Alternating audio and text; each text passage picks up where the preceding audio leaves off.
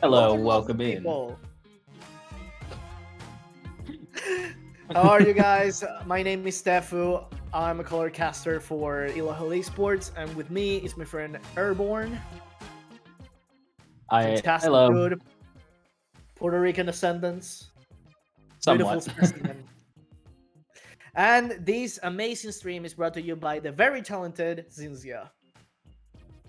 So today we have three games that we're going to take a look for the caster show that were present that were done last week in for the Starcaster tournament.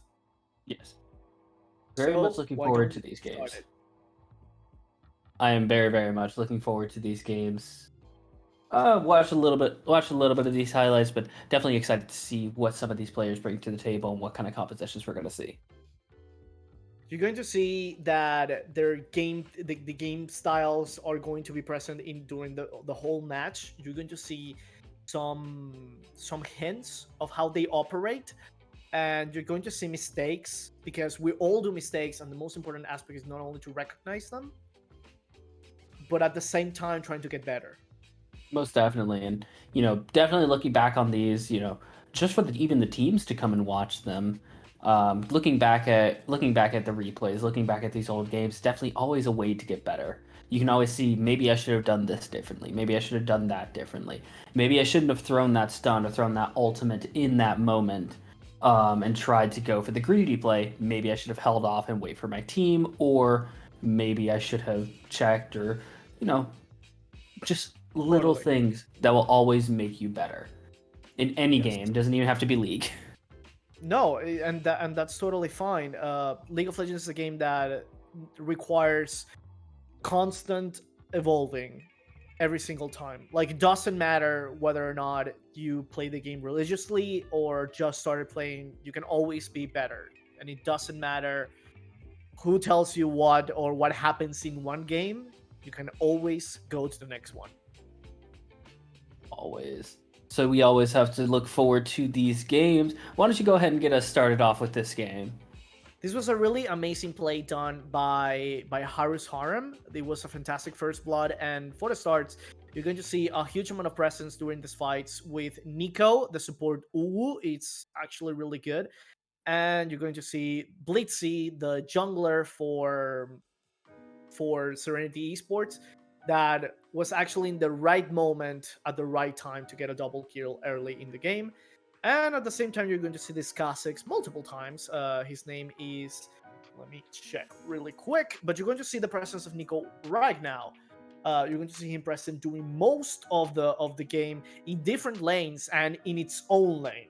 It's going to be fantastic. The jungler for Harus Harem is actually Wyatt. Yes. And I see Uwu's here. Uwu later on in the game is going to win a couple of these key 1v1s, and it just showing this avalanche against Serenity. And Serenity does make a couple of key mistakes, but moving forward, we have a beautiful stun by Uwu and able to take down the battle fight in the jungle in front of the dragon. But Serenity was able to retaliate and get a lot for them to get the first dragon. You're going to see it in just a moment. You see the presence of Blitzy, the jungler for Serenity. He was able to be there all the time. Yes. And that presence and that early lead for Udyr is ginormous. It very much is, and Blitzy played very well at the beginning. Always showing up, putting pressure on. Pardon me. Har's harem, consistently putting pressure on them, making them second guess where they wanted to go. But then you're going to see Uwu's coming in, kind of getting caught out a little bit, and again, beginning of the game, you're going to see these power scalings kind of shift throughout the game. Early game definitely is going to Serenity more often, but you're going to see this slow shift throughout the highlights. They were getting these fights in such really important moments that Serenity couldn't go back to them. And what you saw right now is the main gameplay style of Harus Harem.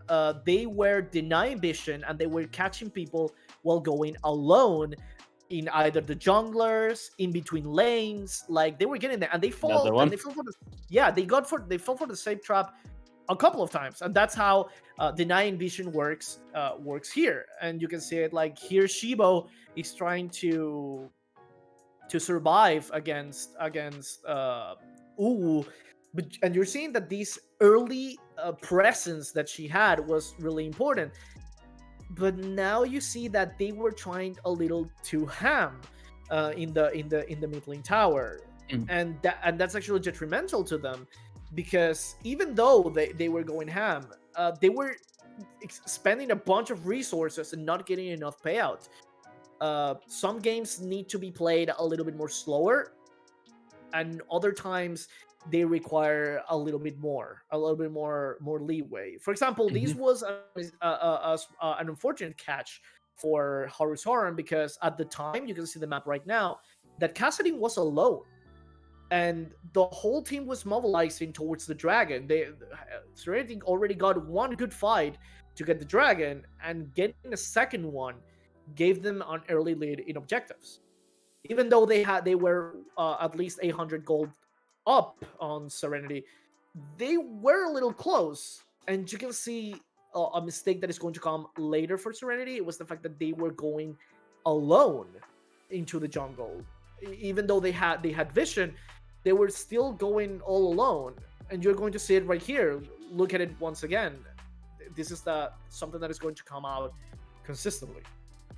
Yes, just getting caught alone against these, late game high burst damage characters. It's just not really where they really wanted to be, and that ended up costing them in the end. And they were playing together a little bit earlier, but as they started getting caught alone in the jungle or in the mid lane, going for these very risky plays in the late game, and you'll see here that Garrett is able to win this fight when honestly it doesn't really look like he should have. Yeah, that's the power of Garen, but at the same time, it's the power of like, he was farming all the time, and he got some items on himself. You see that they were, but at the same time, one of the mistakes that was there is that he didn't wait for Bolly. And you're seeing here that both the bot lane were killed right next to their tower, because they were alone, and that's the key thing about this. They needed to group way earlier than they did, and you're going to see later that when you group too late, it would not matter whether you're grouping or not anymore. Most definitely. And then we got, the Baron fight. We have a Baron fight there. And again, we have these 1v1s on the tower, slowly killing the Baron. Finally, Baron goes down. Baron goes down, and now they're going to be pushing up through mid lane in order to see see how many they can kill. Blitzy is going to get a kill onto Uwu's, kind of stopping that momentum, but it seems like Haru's Harem really doesn't care about the kills and are able to get clickbait and just snowball from there. You can see that what started as a really good fight for Serenity became a Mm-hmm. nightmare in over a minute when Cossacks showed up. Oh The yeah. main thing that could have happened was for them to stick together instead of being by themselves, which is something that definitely was shown during the match, and Yes, and was even actually when it for game one. Sorry. yeah, no, and even when they were together, it's just one of those moments where you know, you're not paying attention where that caustic is. You're not paying attention to what abilities they're kind of using. So that caustic is able to just come from jungle, come from the side, and just completely take someone down. As you see the Nexus going down there, and then they're able to just push forward, just slowly picking off members of Serenity. Yes. So Haru's Harem playstyle was really, really important, and the way that they handled themselves during the whole match was just stellar. They were able not only to bounce back from from a not really favorable position into something Hmm. a little bit more, I don't know, you can say balanced in some way, shape, or form. Uh, Yes. there were really good moments of this match. I can recount many of them, but the way that they played, they controlled the vision control, how they did vision control and everything was what won them the game. Won them the game. Yes.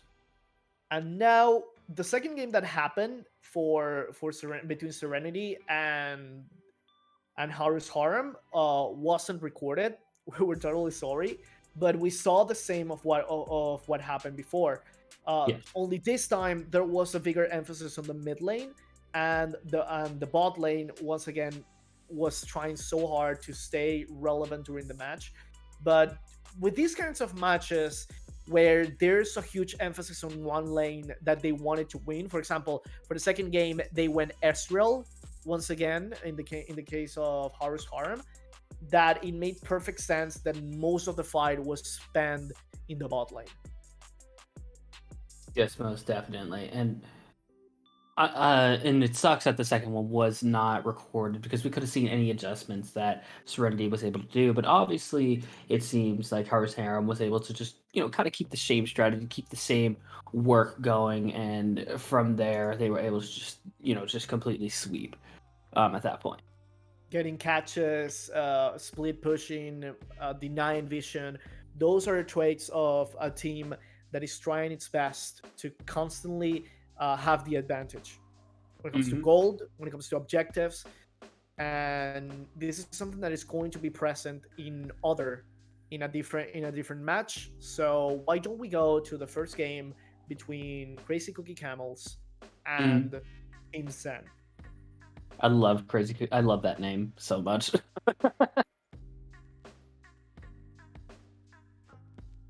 It's such a it's such a lovely name. I mean, how can you not have fun with a name like that, right? Yes, you're going to see that they started very strong when it came to Cookie Crazy Camels, and that's something you're going to see during most of the game. That they were really early catches that gave them an early advantage of 500 gold. But this is the moment that there are decisions, and we're going to come back to this fight later. But we see Mordekaiser TP to a dragon fight, getting a double kill, and essentially giving the Drake to their team as well. The same happens in the bot lane. They're fighting, and let me tell you, this is a really balanced bot lane because it's a Jhin, it's a Nesril, it's a Morgana, there's a Nautilus, there's a lot of stuff right here, and bot lane is getting caught once again because of the presence of Rammus, and Rammus is going to be a key component to some stuff that is going to happen later. There's a fight in the top lane, and I want you to look at it, Airborne, and tell me Mhm. what you gather from this fight, from the couple of next clips, because I want to get your insight too about what's going on. From these next couple of clips, from what I see, um, currently it looks like Team Zen is taking these fights in an advantage state. You have the Mordekaiser there, but obviously at this point the Mordekaiser does end up getting caught out and shut down, and this could really be a turning point in the matchup. But it doesn't seem like CKC is really able to capitalize off of it because in the very next clip they're immediately caught out in bot lane and with the Zed doing quite a lot of work. Yes, I totally see. We can Oh, totally and see that. Echo. Ooh, Echo is gonna get caught out a little bit here. Able to get out with his ultimate, but has to use such a large ability in order to even get out of that fight. Yes. You're going to see it once again in the top lane. You see Mordekaiser finding Gnar, and this is a huge problem because Mordekaiser is able to not only go do whatever he wants, really, Mm-hmm. but he becomes such a powerhouse of doing just whatever and doing it well. You want a tank? You got it. You want a front line? You got it. You want me to isolate a specific target for us to fight? You got Mm-hmm. it. You're going to see it. The early advantage, getting two towers, getting another dragon, um, and the lack of presence from other teammates in the mid lane while having Mordekaiser and Zed roam freely. It's just unfortunate. Very unfortunate having a Mordekaiser just kind of roam freely, doing just a ridiculous amount of damage per hit, and then you have the Zed here just able to take down anybody that Mordekaiser, happens to leave alive. Yes. The main thing that you're seeing is that here this fight under the tower went Team Sen's way, and these are taking a lot of mistake, a lot of risks into it, because you're seeing that Rames is trying to approach, That because of was course he wants to fight with Nar, but these catches, these negation of vision, these prolonged fights that allow Mordekaiser to do whatever he wants, is definitely what started dooming Cookie Crazy Camels at the time. Mhm. They had a really good lead in the early game because they played it really well, getting catches, going into a variety of different moments during the fights. But it was later when it came to presence and rotations that were definitely outscaled by the guys over at Team Sen. yes. They And then had really team strong fights.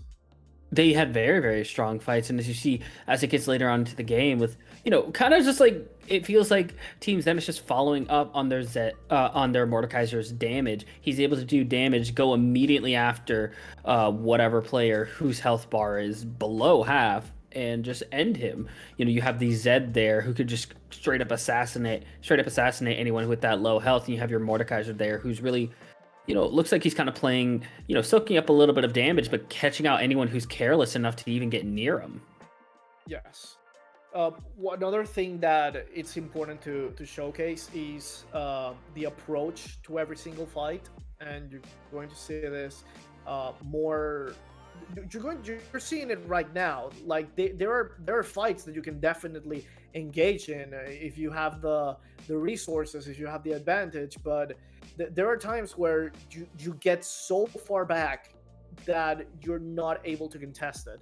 And Yeah. this is all avoidable, by the way, and these are all mistakes that can be solved by continuously playing the game and knowing a little bit more of matchups, knowing your winning conditions during your match. And this is something that is really important, that there's no shame in losing one game or losing two games. The important aspect is that you learn from Yes. those mistakes, and you essentially be able to become a better player. And I think that's the takeaway from this first match before we go into the second one. This is the last fight before the Nexus is broken down, and before it ends, I want to get your thoughts on what you catched from everything that happened here. What are your observations? Definitely, they were playing well, and it seems like I do apologize. Teams End played very, very well throughout the entire game, but it looks like CKC was playing well at the very beginning, kind of going tit for tat, knowing exactly what they had to do. They were able to get the stun on the Mordekaiser, and that's how they were able to win a couple of fights in the top lane. By stunning the Mordekaiser and making sure he wasn't able to basically do whatever he wanted. And they just kind of got away from that, kind of sticking into bot lane, letting that Mordekaiser and that Zed run free from top lane, because Mordekaiser is more than likely going to win a 1v1 in top lane if completely left unchecked, because he had all of the items that he needed, and he had all of the, pardon, not just all of the items that he needed, he also had the skill to be able to win that 1v1, and he was just kind of left unchecked in the top lane.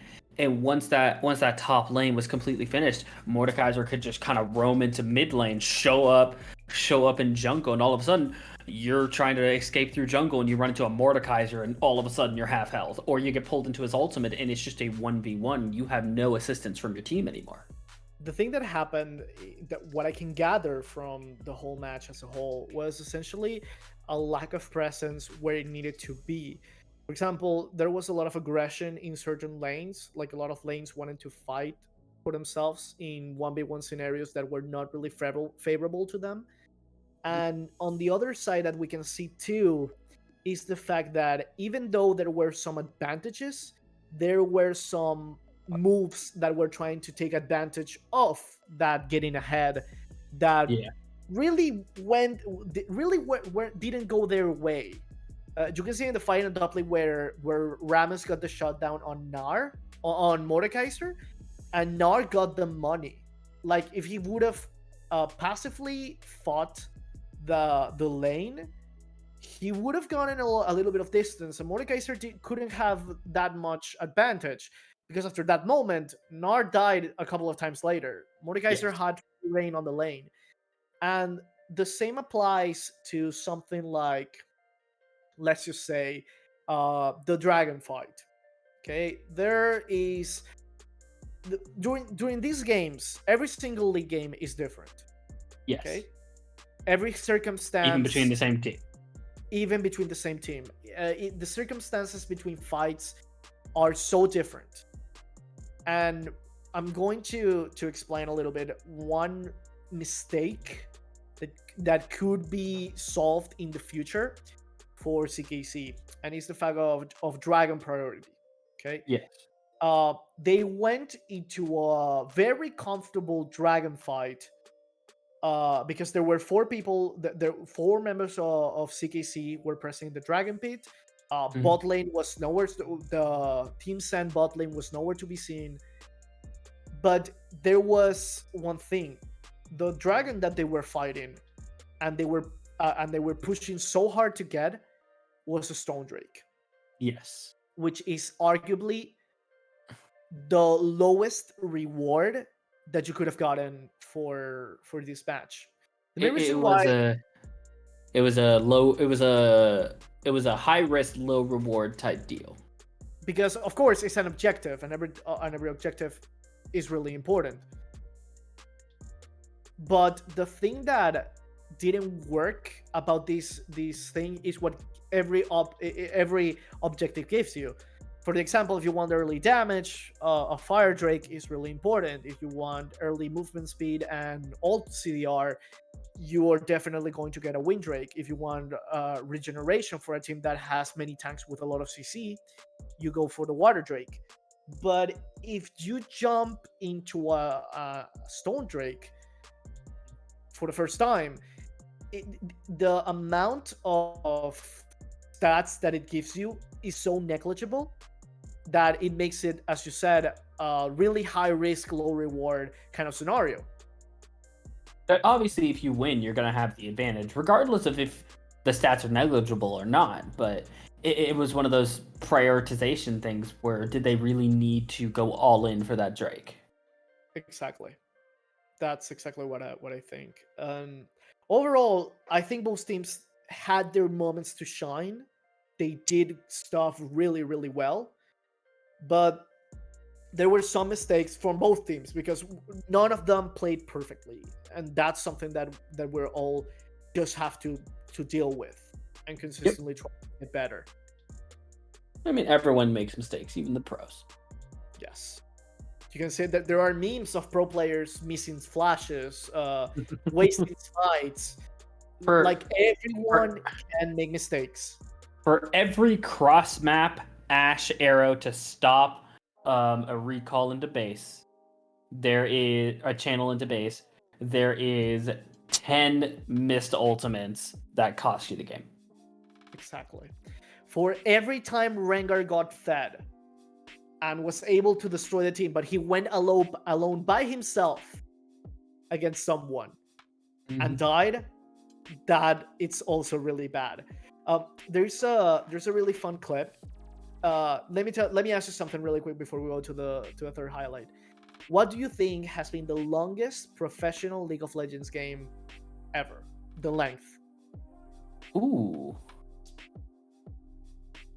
Try Is it to guess. Is it at a major? It wasn't a major. It was in Korea. It was not a major. It was a Korean tournament. I think it was the LCK. Okay. And it was between I'm SKT. gonna guess. Ooh. Yeah, it was SKT. Was it a 5-map series? Full 5 maps? I don't. Or was it up to 3? Best of 3. Best of 3. Best of 3? Oh no. Yeah, it was 93 minutes long. I was gonna guess 2 hours, so that's an hour. You were close. You were definitely close. It was 1 hour and a half, and the reason why SKT lost, because they lost, was because Faker got caught trying to get the most amount of CS ever in competitive League of Legends. Don't get greedy, kids. 823 minions all thrown into the trash because Faker got caught, and the death timer was a minute long, 60 seconds dead. Oh no! If Faker, arguably the best player in League of Legends, can make such a mistake and still be considered the best, nothing is stopping you to getting better at this game. And I mean, like, you look at all these other games, like CS:GO. You have arguably the best player in the world with Simple. He's never won a title. He's never won a major title. And I don't know you if don't I don't know have if it'll ever. to. Yeah, what I think is the important part of especially these tournaments that are invitational is to encourage people to consistently play, to get better at it, and to learn from mistakes. There's no shame in anything of what is happening. Nobody is making fun of the teams. What's important is that Hey, who we're cares if able to someone makes fun of the team? I'm in the exactly. tournament. You're not. The important aspect is that you're able to try something new, because that I think that's the important part of when it comes to league as a whole, and any esports game to do this really. So Cynthia, if you please give us the third highlight.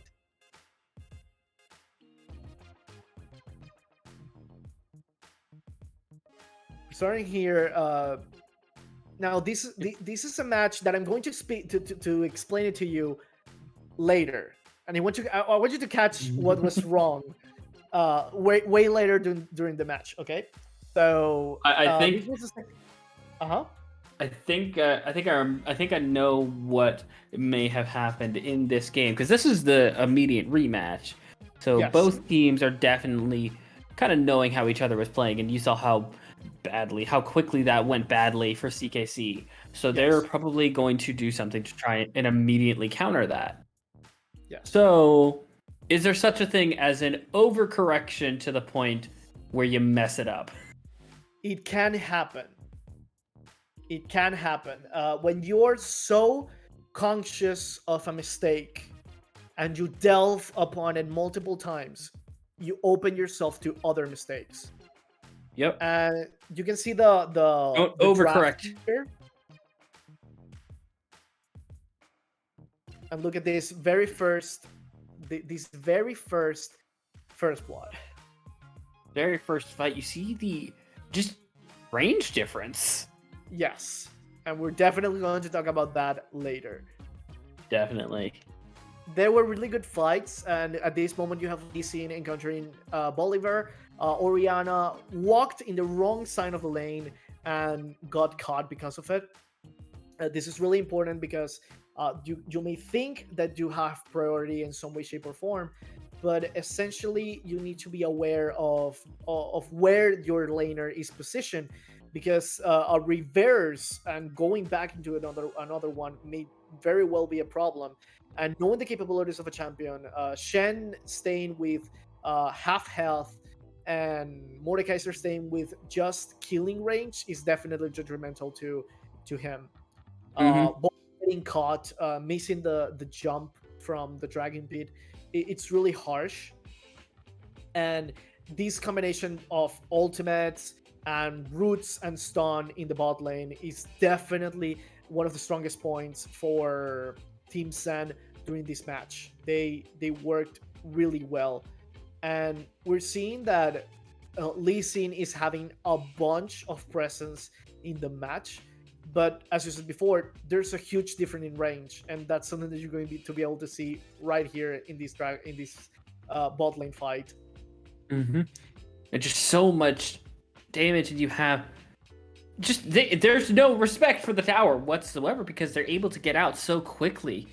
Dive in, dive out, but this is an upside for CKC, and is the fact that the top lane actually has a really noticeable advantage over Shen.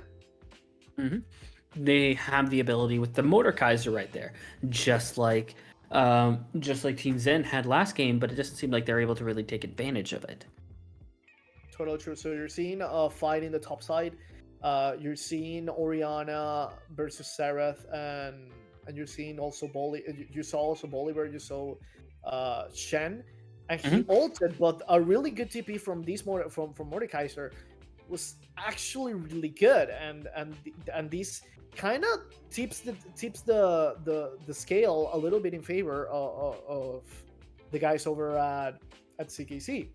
The problem is that comes Mhm. later is that you see that once again they're getting an advantage in the top lane. So the course of play right now is to try to and get some objectives on themselves, but there's a really big domination for the case of CKC that Yes. is getting it for the case of Team Sen, because they're getting a lot of damage, they're getting a lot of control, and as we said before, the presence and the range present from everyone on the enemy team, it's really fantastic. Like when it came to composition, they played it so well, so well, and you're going to see consistent fights where range was everything. Skill Well, and shots, it's going from one side to another, getting fights. And the important aspect that you need to see from what Team Sen was doing is that they were prioritizing objectives and trying their best to secure objectives. But you see that they don't want to give free gold to CKC to go back into the game. You're seeing Lee Sin going back first to the bottom lane before taking the Drake because it's the safest choice. You don't want to risk a Draven ult stealing your Drake, or something like, I don't know. You could say something like Blitzcrank ult, not allowing you to smite the Drake. Those are the kinds of things that you want to avoid, and going first for the bot lane instead of getting the Drake is actually a really good way. These fights in the middle lane enable Team Sen to not only get Drakes but also get Baron. What do you yes, think, and Airborne, my yes, friend? and I mean, you look at a clip like this, you have an ultimate from jungle impacting a fight in mid. And again, the amount of range that there's not really too much even the Mordekaiser can do. The Mordekaiser is able to take down one in the Jin, but not the Jin, the Lee Sang. But he's able to take down one, and this fight does end up going in the favor of CKC mostly, but it costs them so much, and at the end, it's just what can they really do against this range? It was Team Sen all the way at the end, getting the damage, getting the positioning, getting most of everything really. Yeah. They had the positioning, they had the damage, they had the range. Even when they got caught out, they were able to have teammates come through mid, come through bot lane. Oh, Mordekaiser are missing a pull right there. Able to get the kill onto Jin, but still. We're seeing right now, Team Sen at this point is getting caught a little bit, and this Mhm. is something that can happen. That if you're not careful enough, you may start giving an advantage to CKC. Getting these shutdowns, the $1,000 shutdown on Jin's head is huge, Yeah. especially if you get it on a champion that can bounce back a match the way that Mordekaiser can do it. All right. And you see it Um, once again over here. Lee Sin went full ham on the red pit, but not definitely really. a really difficult fight. Really difficult, but Kirito obviously getting the kill there, kind of stopping that momentum in its tracks, and again, just keeping them away at range, forcing them to back off in a situation that it looked like they had the momentum. They were able to get one kill and seemed like they had the momentum. And there we're gonna see the Seraphine kill the dragon, get the advantage, get the buffs, and it's just gonna continue spiraling downward for CKC from there. Yes, 4 Drakes in both matches. Uh, the huge amount of potential that they had on fights.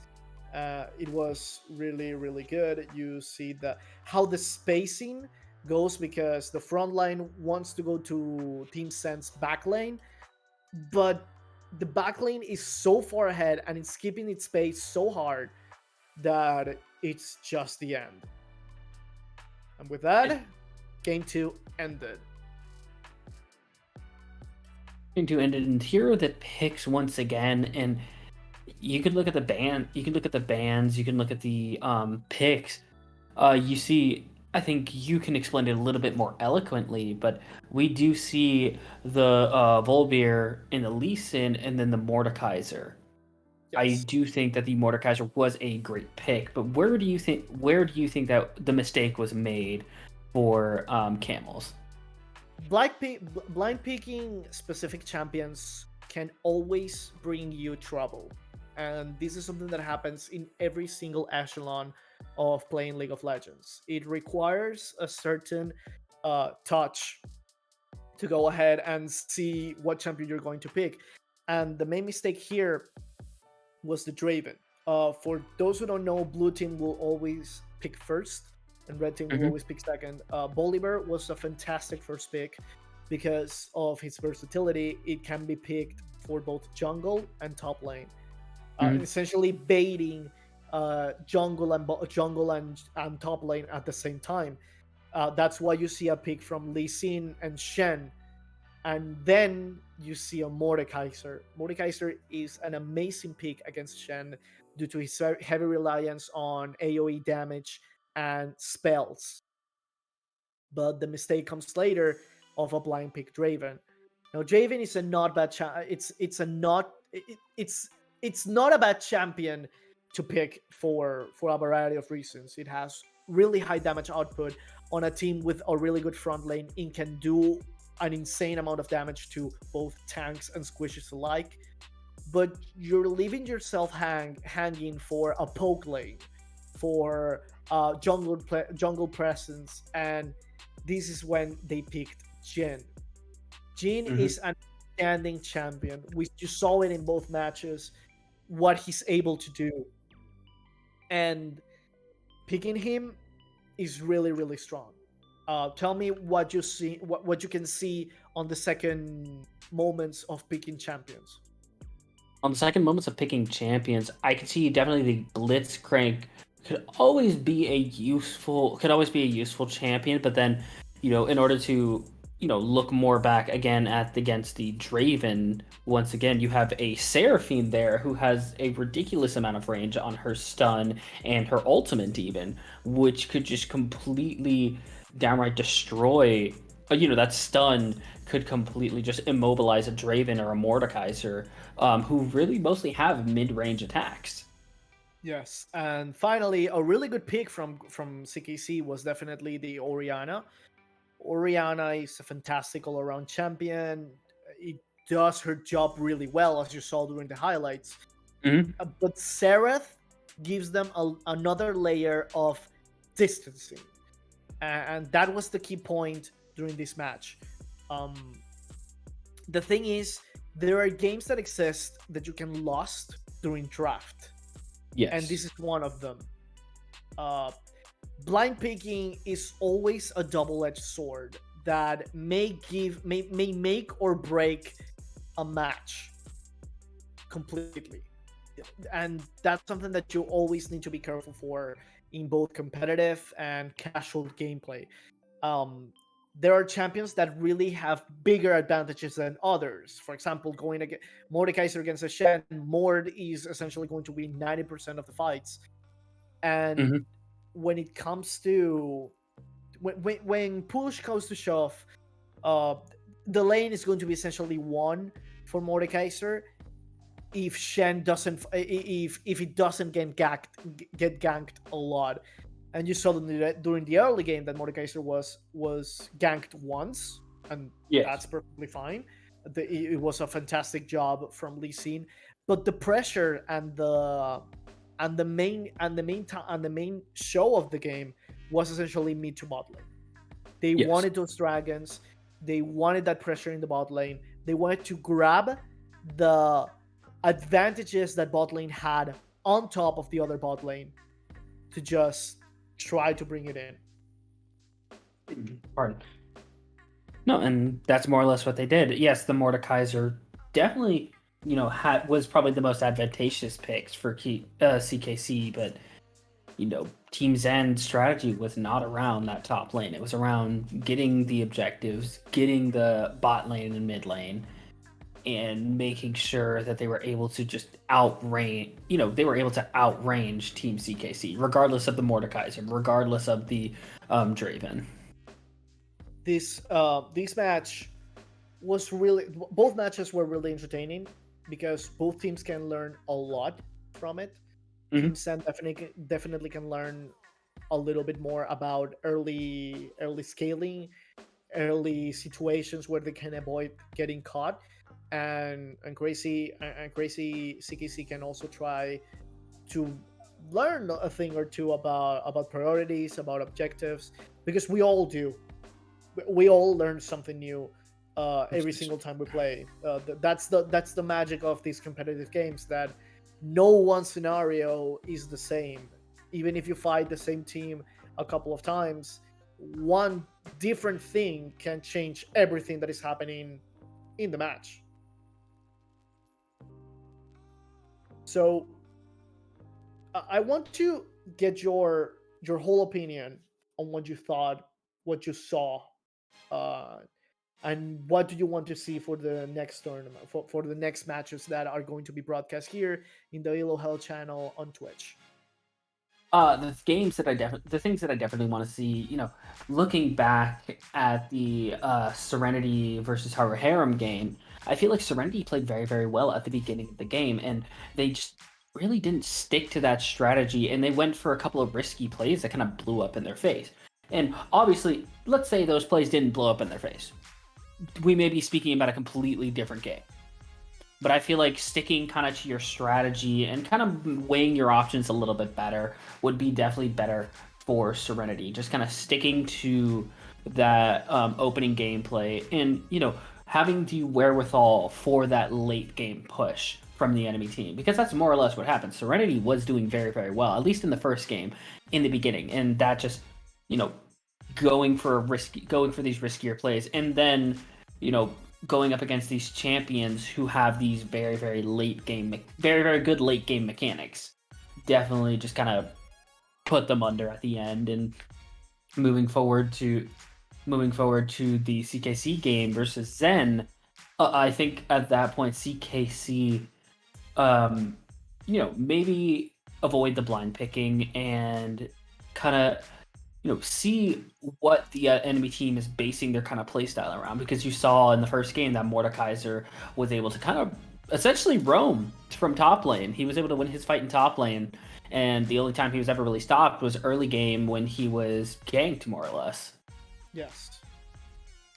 And finally, in the third game, you saw that from the very get-go, there needs to be a little bit more planning when it comes to both the draft and the movement in the map, because a different rotation may as well win you the game. And this is something Mm-hmm. that we saw during the Serenity Esports and Harus Harem team fight. Like a good rotation, having the knowledge of which objectives are way more important than others, are the stuff that are actually going to give you the advantage in some way, shape, or form. Um, the one of the things that I like to think about, that I think every single team did really well, is keeping it professional. Yes. They didn't give up. They tried their best to just wing it. You can say it. Like they were trying their best to just consistently give us something to talk about. And that's something that I think it's really, really important. Yeah, and at the end there, neither, as you mentioned before, neither team really gave up. They definitely tried to fight until the very, very end. My words for all the teams. I'm really looking forward to your matches. I hope Serenity becomes more consistent. I hope that Harus Harem would try to continue being this dominant. I want to see CKC learning from mistakes and becoming way better team, doing better strategies in the future. And I want to see Team Sen diversify what they were already doing. Mm-hmm. I think all these teams are fantastic, and I cannot be more thankful for you guys to being part of Starcaster. Thank you very much. And at the same time, Airborne, you're going to be able to meet our other casters There's going to be Rich Rod. He's a fantastic dude that brings so much energy to every match that he casts. You're going to meet Shivo, which he's a really energetic Danish boy that is so fun. And with me right now, you have Airborne, that has been a fantastic companion to this first caster show here on the EHE channel. For those, and I also have to give thanks to Cynthia, the amazing German producer that is doing a fantastic job, even when adversity and operating systems are against you. She was able to push through. And with you, the guy that was not able to shut up during the whole live stream, I'm Stefano, aka Stefu, and it was a blast being with you here. And thanks to Elohel Esports to give us this amazing opportunity to cast these amazing games and teams.